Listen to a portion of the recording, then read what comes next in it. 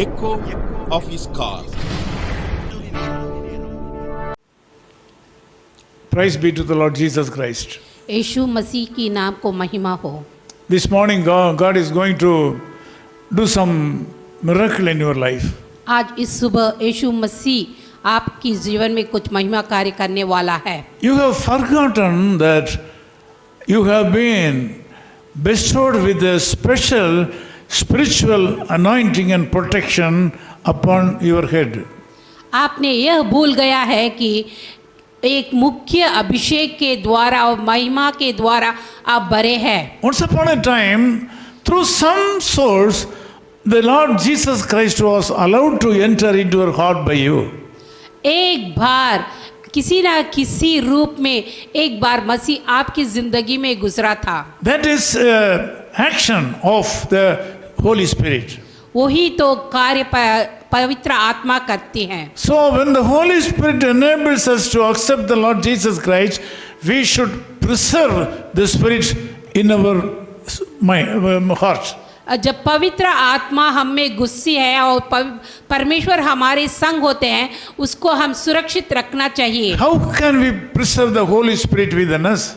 हमारी पवित्र आत्मा को हम कैसा सुरक्षित रख सकते हैं? By continuous prayer, we can preserve Him within us.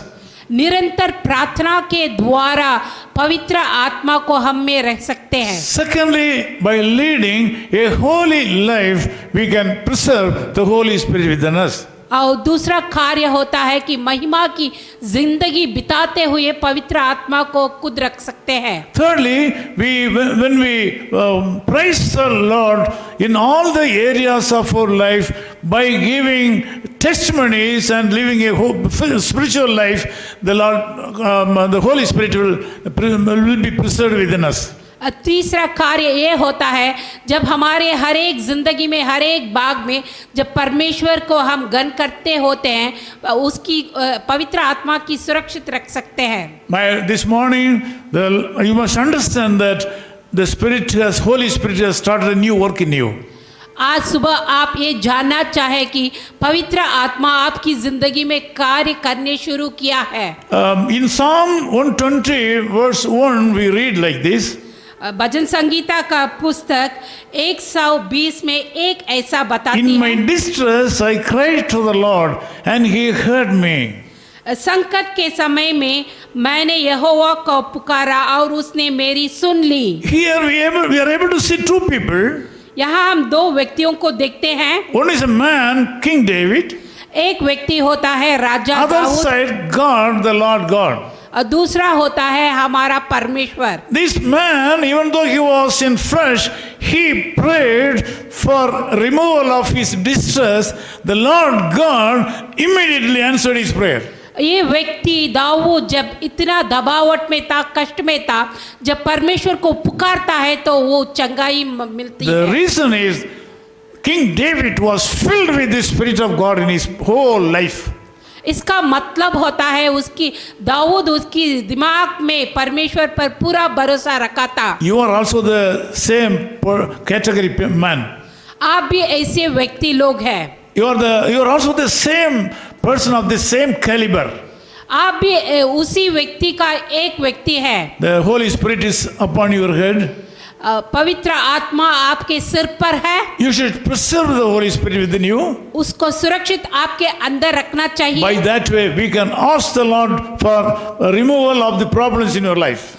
उसके द्वारा हम परमेश्वर से मांग सकते हैं कि हमारी संकट को हटाने के लिए। The Lord Jesus Christ will certainly answer your prayers if you are filled with the Spirit of God in all areas of our life. हमारा पवित्र प्रभु यदि हम पवित्र होकर मांगते हैं तो हमें सहायता हर एक परिस्थिति में करने वाला होता है। Your faithful life will not end in failure. हम जो भरोसा रखते हैं वो कभी भी अविजय नहीं हो सकता है। You accept the Lord Jesus Christ as your personal Savior. आप यीशु मसीह को खुद की परमेश्वर होना चाहिए। Keep Him in all areas of our life. उसको अपने हृदय में हर एक परिस्थिति में रखो। So when you pass through distress and troubles in your life, if you call upon Him, He will come down and deliver you certainly. जब हम संकट के समय पार करते हैं, जब परमेश्वर को पुकारते हैं तो वो उत्तर देता है। Can you take a decision right now? यदि आप बता सकते हैं कि क्या कारण है? The same Holy Spirit who has filled the life of King David is available for you right now.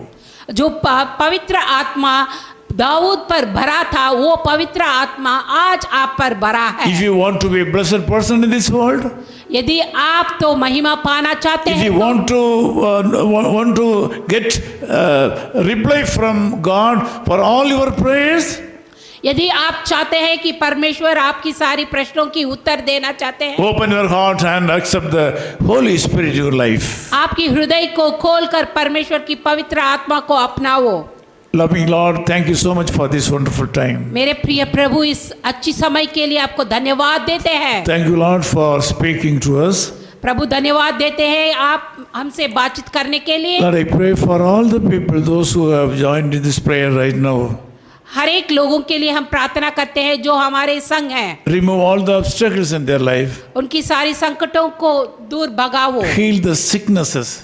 और उनकी सारी रोगों को Meet चंगा दे। the needs right now. उनकी सारी चाहतों को वो अपनाओ प्रभु। Now, few of our brothers and sisters are in great need in a special way. कुछ भाई बहन अब बहुत संकट में हैं, आपसे सहायता मांगते हैं। They are in a specific need this morning.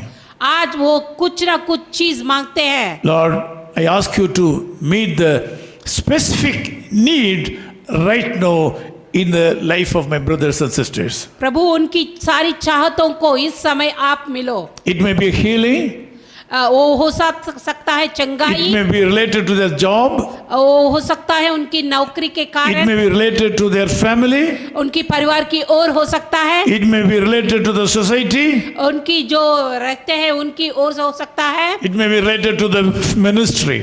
और वो हो सकता है वो मिनिस्ट्री के द्वारा भी हो सकता है। Whatever the case may be, जो भी कार्य हो, Lord, I ask you to help them. प्रभु मैं चाहता हूँ आप उनको सहायता In कीजिए। Jesus' name we pray. यीशु मसीह के नाम से हम मांगते हैं। Amen. Amen. Amen. All your weakness, all your sorrow, all your sicknesses were laid on Him.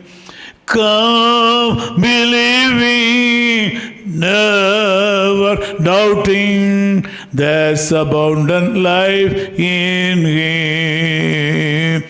All your weakness, all your sorrows, all your sicknesses were laid on Him.